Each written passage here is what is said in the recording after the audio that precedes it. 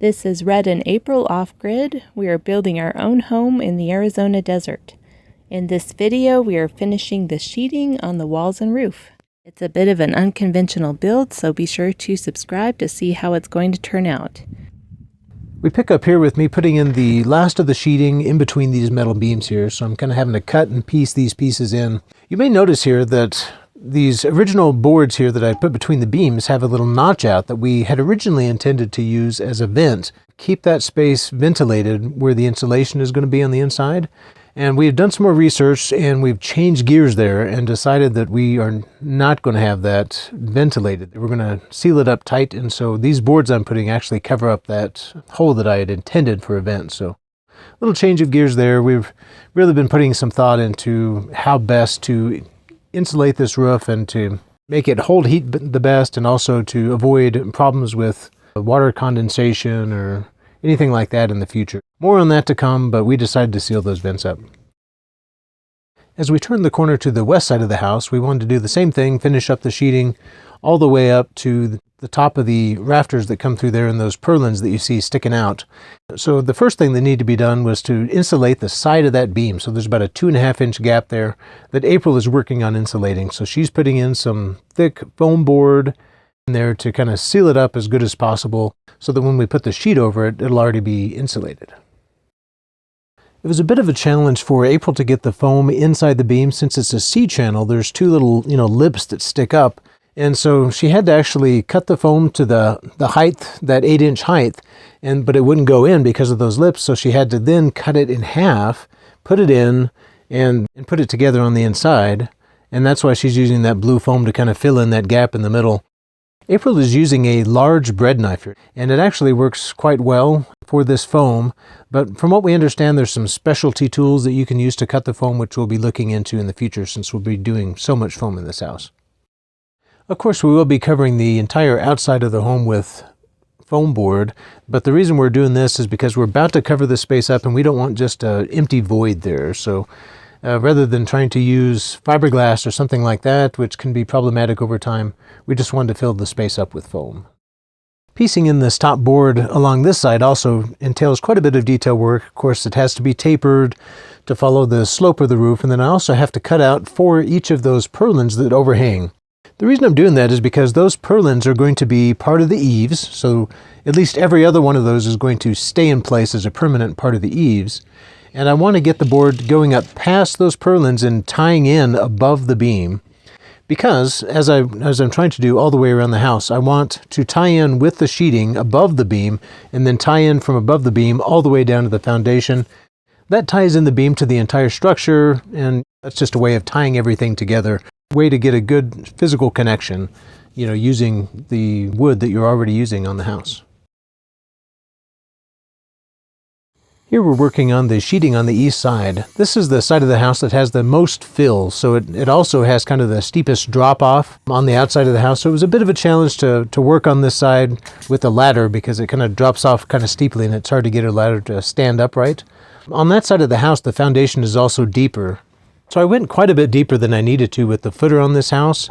There really isn't a frost line in this area, so those requirements didn't apply, but I went at least 2 feet deep below ground level all the way around the house. And actually on this side of the house, since it was the side that had the most fill, I went closer to 3 foot below ground level with the footer, just to make sure I got into virgin soil and definitely had it on firm, packed foundation. We're working on the south side of the house now, so this is the final wall to put the sheeting on. This is the tall side of the house that has all the windows and doors. Sheeting over most of those, unless it just kind of worked out conveniently to leave a sheet off, like one sheet would end where there's a window. That's what happened here with this first window. And then that window is also 4 feet wide, so it just worked out pretty good to actually cut a partial piece. But for most of it, we're going to just sheet over it and then come back later and cut it out. In general, this sheeting is going up pretty fast. It's really not taking quite as long as I expected, which is a pleasant surprise. As you can see there, that little white building, so that is a portable temporary bathroom that we have set up for the worksite. And so that's what that is. That'll, of course, be moved once we're done with the construction or once we get the bathrooms functional inside. The bathroom is set pretty close to the wall, but there actually is space that I can get behind it and work there. So we should be able to complete the construction of the house and finish with the exterior layers without moving it. So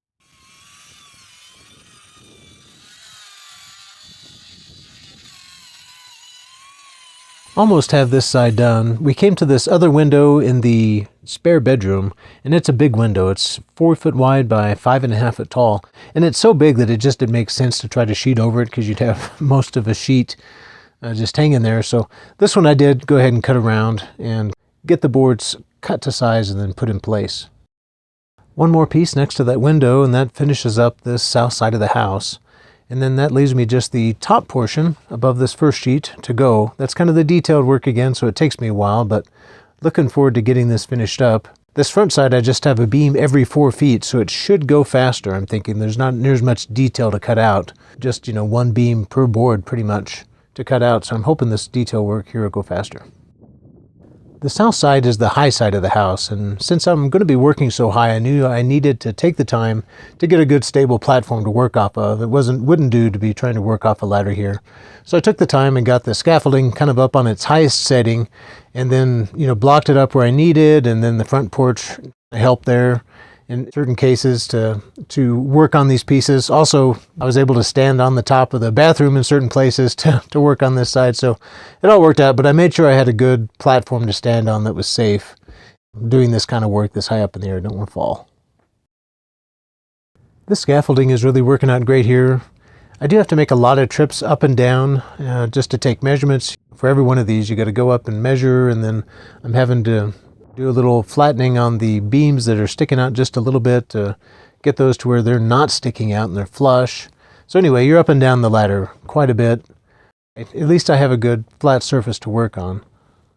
It's sunny at the moment here, but it's actually a pretty chilly February day here in Arizona. In fact, the weather forecast called for storminess coming in, and we started to see that roll in the afternoon. There's a lot of clouds and buildup to the west of us. It was pretty nice here, but we could just see it building and building in the west, and see it raining in the mountains, kind of see it moving our way. And we worked as long as we could, but eventually we could tell the rain was coming our way and had to start kind of battening down the hatches. Here I am putting up the last board on the front, so finishing that up and then moving on to the side. April's got the foam board already in place. So as soon as I get this last board up, I can move to that side and get started on that final side. So Red's about to get the last sheet of plywood on the outside. So once Red finishes that up, he's got to go help our son-in-law get his wood stove hooked up. We got down to 5 degrees last night. Really cold here in the valley. We didn't film much on this side, but I just have one piece left and I'm done. So kind of see how I did it though. I went ahead and got the angle cut on the board, and then I put the board up and marked the spots where those purlins are coming through. And then I would crawl back down, take it back down, and work on it on my little sawhorses.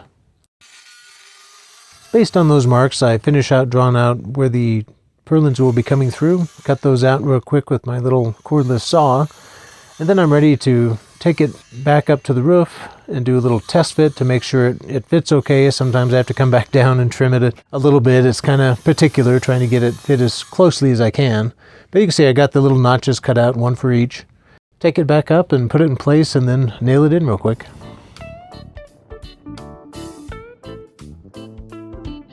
So next we'll be working on the roof. Well, this is really exciting. We're moving on to the roof sheeting. We've got all the walls done, and this is the last bit to finish up the sheeting on the house. The first few boards I did by myself. I basically just kind of propped the board on the edge and shoved them up on there, and then so I got the first few sheets up. April offered to help, and I decided it would be a whole lot easier with help. So she come out here and helped me, and it's going pretty fast now. I just lift them up to her, and she kind of drags them, puts them in place, and then I get up and nail them down. I might mention here that we made a conscious decision to use 7/16 wafer as the deck on our roof, which, 5/8 is the standard. And so I know a lot of people may question that decision. Basically, the reason we decided that we could do that and it would be perfectly, fine for our purposes is the way that we're building this roof. It's multi-layered, And the way I have these purlins really provides a lot of support for the sheeting and takes a lot of the strain off the sheeting. So these boards are laid on their side, so you have a 3.5-inch space, and they're on 16-inch centers. So that leaves basically like a 13-inch gap between each of the 2x4 purlins. And so you don't need a very strong board. And so I really felt like the 7/16 wafer would be plenty strong to do the job. And, having got it up here and getting this roof down and walking on it, it feels just rock solid. It feels great.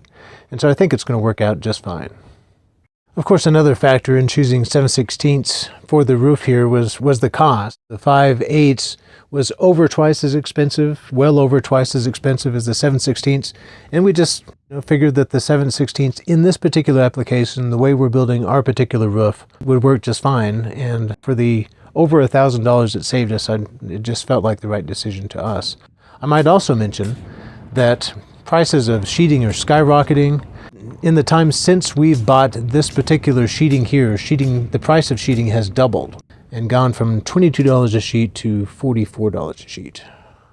So pretty exciting, making really good progress. The sheeting went up really fast. I'm going to show you it's been pretty cold lately, so this thermometer ends up in the sun in the morning, so the high temperature is not accurate, but last night we got to 6.8 degrees, so pretty chilly out here. We're often 15 to 20 degrees colder than the in-town temperature says.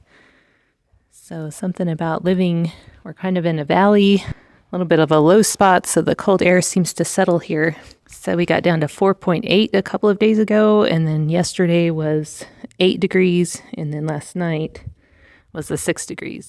So we have a nice sunny day, so we run an electric heater in the RV, which keeps it pretty nice in there. And then we use our propane RV heater at night. We turn it down to 45 degrees. So it gets pretty chilly, but trying to save on propane. And we usually just have to fill up every 2 weeks or so. But I'm sure with this cold snap, we'll be having to fill up our tank again. Enjoying being out here and building our house. So it's all coming along really nice. Everything's really tight and secure. He was able to cut in between these boards, get everything all tied together. We had some discussions this morning about hurricane strapping and whether that would be beneficial or necessary, or even how to do it. I'm kind of more for it than Red is, but we'll see what we can find.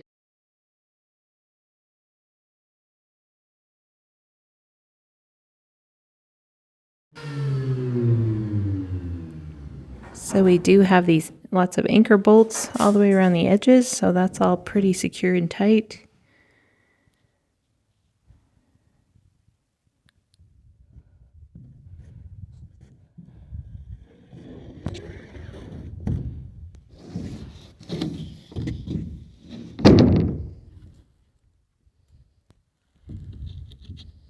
Well, I'm down to the last few sheets on the roof, so it's almost complete. As I put these in, I've been using little clips to ensure the proper spacing gap in between each sheet. I believe it's supposed to have 1/8 of an inch gap. And they make little clips that you can use that ensures you keep that gap all the way around the board. So I use those clips as needed in order to get my spacing, and then nail it down with plenty of nails and just properly secure it, and gives the whole structure a lot of strength. So this roof is a 1/12 pitch. And so it rises 1 inch for every 12 inches of run. And so over the course of the roof, it's a 24-foot wide span, and so it raises 2 feet over the course. So it's still considered a flat roof or a very low slope roof.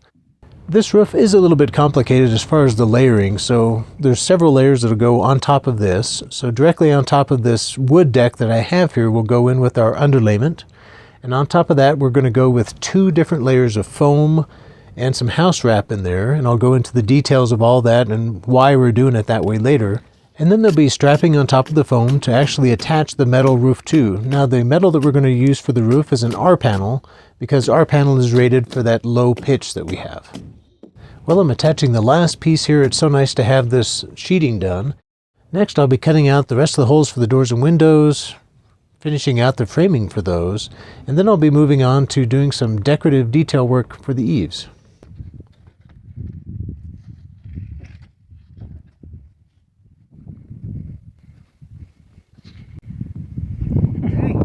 Yes?